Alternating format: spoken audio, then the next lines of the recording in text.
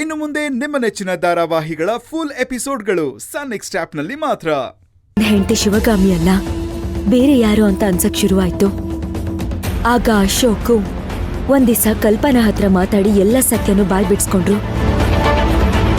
ಅದಾದ್ಮೇಲೆ ಅಶೋಕ್ ಮತ್ತೆ ಕಲ್ಪನಾ ಇಬ್ರು ಸೇರಿ ನಾನಿರೋ ಜಾಗನ ಹುಡುಕಿ ನನ್ನನ್ನ ಹಾಸ್ಪಿಟ್ಲಿಗೆ ಸೇರ್ಸಿದ್ರು. ಇನ್ನೇನ್ ಸಾಯೋ ಸ್ಥಿತಿಯಲ್ಲಿದ್ದ ನನಗೆ ದೇವಿ ಶಾಂಭವಿ ಕೃಪೆಯಿಂದ ಜೀವ ಬಂತು. ಅದಕ್ಕೆ ಇವತ್ತು ಕರೆಕ್ಟಾಗಿ ಪ್ಲಾನ್ ಮಾಡಿ ಆ ರಾವಣ್ಗೆ ಹೇಗೋ ಬಕ್ರ ಮಾಡಿ ಕಲ್ಪನಾನ ಆಸ್ಪತ್ರೆಗೆ ಕರ್ಸ್ಕೊಂಡಿದ್ರು ಅಶೋಕ್. ಅಲ್ಲಿ ನಾವಿಬ್ರು ಬಟ್ಟೆ ಬದಲಾಯಿಸ್ಕೊಂಡು ಅವಳಿರೋ ಜಾಗಕ್ಕೆ ನಾನ್ ಬಂದಿದ್ದೀನಿ, ನಾನಿರೋ ಜಾಗಕ್ಕೆ ಅವಳನ್ನ ಬಿಟ್ಟಿದ್ದಾರೆ. ಆದ್ರೆ ಈಗ್ಲೂ ರಾವಣ್ ಕಣ್ಣಿಗೆ, ಈ ಮನೇಲಿರೋ ಅವನ್ ಚೇಳ ಆ ಡ್ರೈವರ್ ಕಣ್ಣಿಗೆ ನಾನು ಕಲ್ಪನಾನೆ.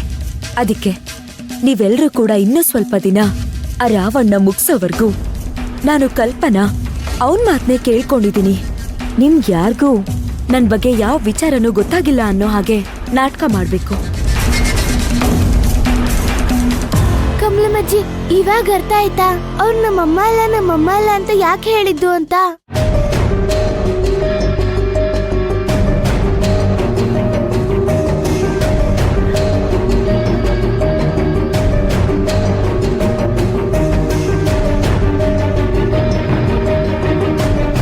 ಆ ರಾಕ್ಷಸನ್ ಕೈ ಸಿಕ್ಕಾಕೊಂಡು ಎಷ್ಟು ನೋವು ಅನುಭವಿಸಿದೀರಾ ನೀವು.